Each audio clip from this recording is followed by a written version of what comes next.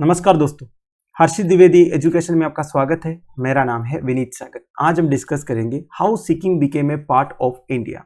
आप सबको पता होगा 1975 में सिक्किम इंडिया का पार्ट बन गया था। तो आज इस वीडियो में इसके पीछे की पूरी स्टोरी हम डिस्कस करेंगे। शुरुआत करते दोस्तों, मई 16, 1975 को सिक्किम इंडिया का 22nd स्टेट बन गया था।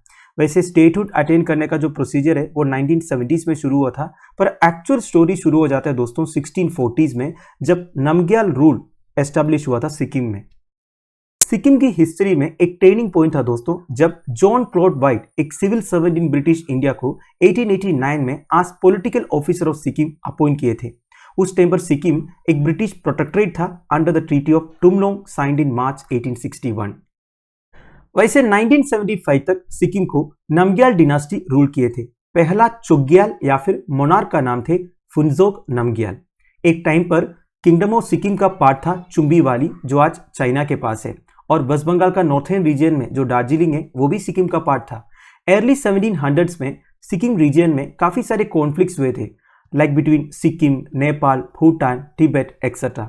ये सारे कॉन्फ्लिक्ट्स की वजह से सिक्किम का जो टेरिटोरियल बाउंड्रीज है काफी कम हुए थे। शुरुआत करते हैं दोस्तों ब्रिटिश एक्सपेंशन से। जब ब्रिटिश इंडिया में आए थे, उनका प्लान यह था पूरे हिमालयन स्टेट्स को भी कंट्रोल करना। उस टाइम पर किंगडम ऑफ नेपाल जो है अपना टेरिटरी एक्सपांड करने का अटेम्प्ट कर रहे थे। इसकी वजह से एंग्लो नेपाली वार हो जाता है नवंबर 1814 से लेके मार्च 1816 तक। इसे गोरखा वार भी बोलते हैं, which was fort between Gorkhali army and the east India company.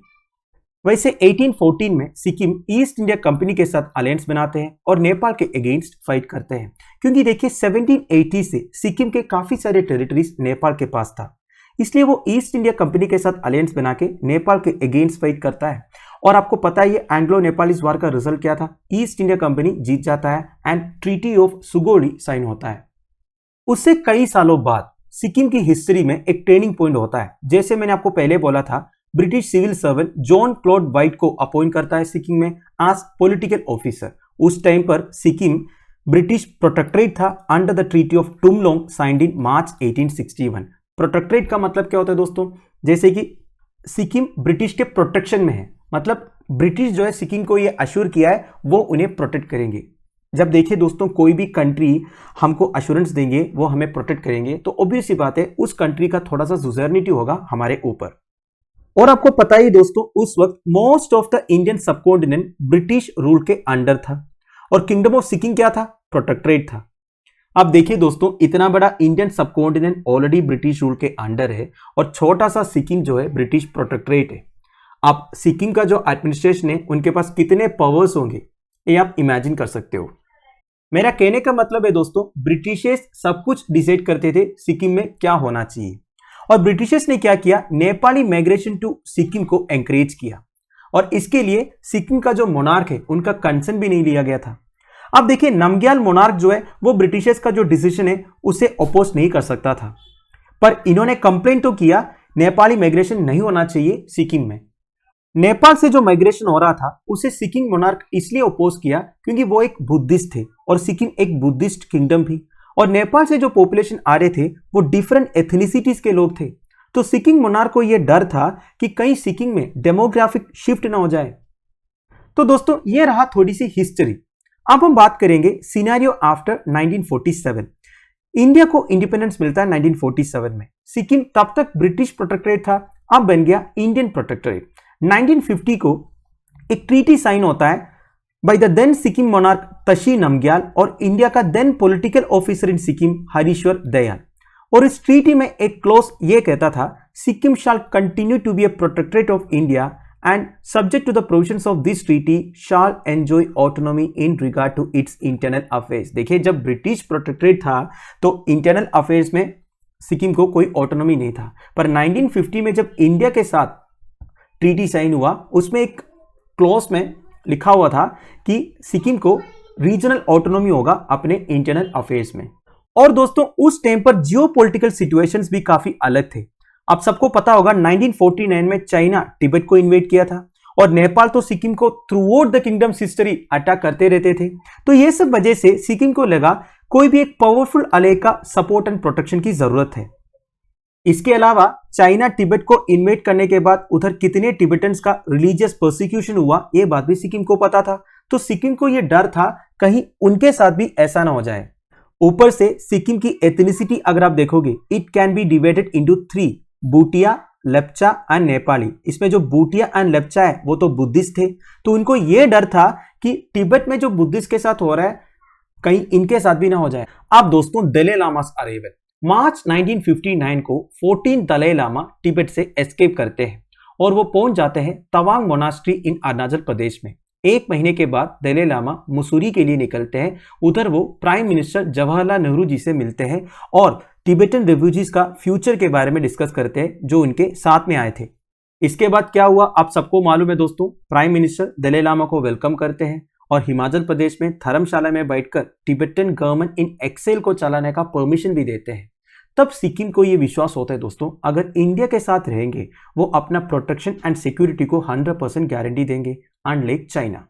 अब बात करते हैं दोस्तों 1950s एंड 1970s के बीच में क्या हुआ।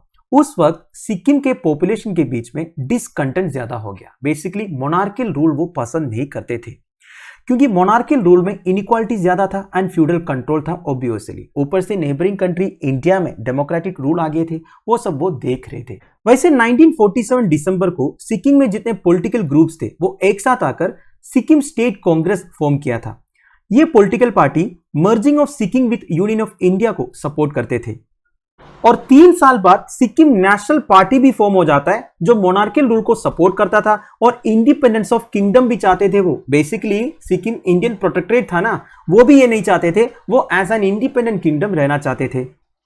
और दोस्तों उस वक्त सिक्किम का जो मोनार्क थे ना, पाल्डेन तोंडुप नामग्याल, वो तो ये बिल्कुल नहीं चाहते थे कि डेमोक्रेटिक रूल आ जाए उधर, क्योंकि डेमोक्रेटिक सिस्टम आने से उनका जो पावर्स है वो कम हो जाएगा।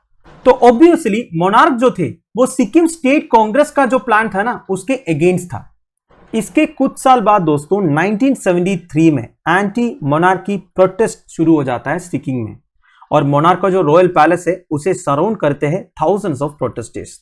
अब दोस्तों मोनार्क के पास कोई ऑप्शन ही बचा नहीं था, इसलिए वो न्यू दिल्ली को असिस्टेंस के लिए मांगते हैं। फाइनली एक ट्राई पार्टी एग्रीमेंट साइन करता है उसी साल between Chogyal the monarch, Indian government and 3 major political parties. और ये ट्राई पार्टी एग्रीमेंट के थ्रू ये इंश्योर करता है कि सिक्किम में मेजर पॉलिटिकल रिफॉर्म्स होगा। अब दोस्तों 1974 इलेक्शंस, 1973 में जो ट्राई पार्टी एग्रीमेंट साइन हुआ था उस हिसाब से सिक्किम के अंदर मेजर पॉलिटिकल रिफॉर्म्स होना था। तो एक साल बाद 1974 में जनरल इलेक्शंस कंडक्ट करते हैं और इलेक्शंस में Sikkim State Congress led by Kazi Lhendup Dorji जीत जाते हैं, डिफीटिंग प्रो इंडिपेंडेंस पार्टीज। देखिए जितने प्रो इंडिपेंडेंस पार्टीज थे ना, जो ये चाहते थे सिक्किम को इंडिपेंडेंस चाहिए, मोनार्कियल रूल लेना चाहिए, वो सबको हरा के काजी लंडुप डोरजी जीत जाते हैं। उसी साल एक नई कॉन्स्टिट्यूशन भी अडॉप्ट करते हैं। कॉन्स्टिट्यूशन के हिसाब से मोनार्क के जितने पावर्स थे ना वो सबको रेस्ट्रिक्ट किया गया और उसी साल इंडिया सिक्किम का स्टेटस को प्रोटेक्टरेट से एसोसिएटेड स्टेट में बदल दिया और एक एक सीट अलॉट किया लोकसभा में भी और राज्यसभा में भी। अब देखिए दोस्तों जितने पॉलिटिकल रिफॉर्म्स चल रहा था सिक्किम में, ये मोनार्क को तो अच्छा नहीं लग रहा था और मोनार्क काफी कोशिश किया इंटरनेशनल अटेंशन गैदर करने का। उन्होंने ये तक कह दिया merging with India would destroy the kingdom's separate identity and status as Indian protectorate. पर देखिए दोस्तों सिक्किम के जो लोग हैं वो क्या चाहते थे ये तो इलेक्शन रिजल्ट से ही पता चल गया था। अब मोनार्क इस तरह बोलने से क्या फायदा। फाइनली दोस्तों decision to join India in 1975 Sikkim में एक रेफरेंडम कंडक्ट कराया गया। क्या होता है दोस्तों रेफरेंडम? एक सिंगल पॉलिटिकल क्वेश्चन के ऊपर लोगों से सवाल पूछता है, उन्हें हाँ या ना में जवाब देना है, बेसिकली वोट करना है। मेजोरिटी का जो डिसीजन होगा वही इंप्लीमेंट करेंगे। तो लोगों से ये सवाल पूछा गया, क्या आपको सिक्किम में मोनार्की अबॉलिश करके इंडिया ज्वाइन करना है? तो टोटल 59,637 फेवर में वोट किया, उनको मोनार्की अबॉलिश करके इंडिया ज्वाइन करना था। 1496 अगेंस्ट वोट किया। इसके बाद सिक्किम का जो नया पार्लियामेंट है लेड बाय काजी लंडुप डोरजी एक बिल प्रपोज करते हैं to become an Indian state which was accepted by the Indian government. आज भी दोस्तों एक डिबेट चलता है जैसे कि सिक्किम को मर्ज किया गया या फिर अनेक्स किया गया। जवाब तो आपको मालूम है दोस्तों, पूरी हिस्ट्री तो आपने देखा। पर बात यह है दोस्तों सिक्किम के अंदर कोई एंटी इंडिया सेंटिमेंट्स नहीं है। तो दोस्तों that's end of it. I hope आपको वीडियो इन्फॉर्मेटिव लगा होगा। वैसे इससे रिलेटेड जो कॉन्स्टिट्यूशनल प्रोविजन है वो तो आपको मैंने नहीं बताया, वैसे आप सबको मालूम होनी चाहिए। आर्टिकल 371 क्या है आप मुझे कमेंट बॉक्स में बताइए। अब आपसे एक छोटी सी सवाल है दोस्तों, Sikkim became an associate state of the Indian union through. ध्यान से इस क्वेश्चन का आंसर दे दीजिएगा। Thank you for watching, bye bye, have a nice day.